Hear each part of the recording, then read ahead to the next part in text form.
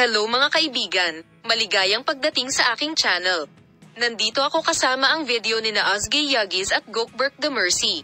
Muling hinangaan ni na Özge Yağız at Gökberk Demirci, dalawa sa matagumpay at nangungunang mga pangalan ng Turkey, ang kanilang mga tagahanga. Ibinahagi ni na Özge at Gökberk Demirci, isa sa mga nangungunang aktor ng Turkey, kung paanong ang pagkapanalo sa prestihiyosong Pantene Golden Butterfly Award ay makabuluhang nagbago sa takbo ng kanyang buhay. Si Rising Yıldız, na nakakuha ng puso ng mga manunood sa kanyang mga kawili-wiling tungkulin, ay nagpahayag ng kanyang pasasalamat para sa pagkilalang ito at nagbigay liwanag sa malalim na epekto nito sa kanyang profesional at personal na buhay. Si Özge Yağız, na tumanggap ng Pantene Golden Butterfly Award para sa kanyang mga kontribusyon sa sikat na artista ng Turkish television, Yusket, ay tapat na ipinaliwanag ang pagbabagong katangian ng parangal.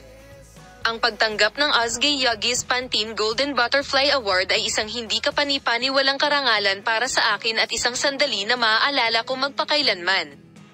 Ito ay isang pagbabago sa aking karera at humantong sa mga positibong pagbabago sa maraming bahagi ng aking buhay. Ang parangal, na kumikilala sa kahusayan sa industriya ng Turkish entertainment, ay matagal nang nakikita bilang simbolo ng tagumpay at pagkilala para sa mga artistang nag-iwan ng pangmatagalang epekto.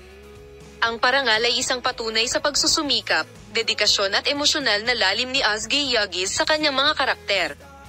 Nagpatuloy si Özge Yağız bilang mga sumusunod. Ang pagkapanalo ng Pantene Golden Butterfly Award ay hindi lamang tungkol sa pagpapahalaga. Ito ay isang paalala ng suporta at pagmamahal na natanggap ko mula sa aking mga tagahanga at industriya. Nagbigay ito sa akin ng bagong kumpiyansa upang tuklasin ang iba't ibang mga tungkulin at proyekto. Salamat sa lahat sa panonood ng aking video. Paalam, makita ka sa mga bagong video.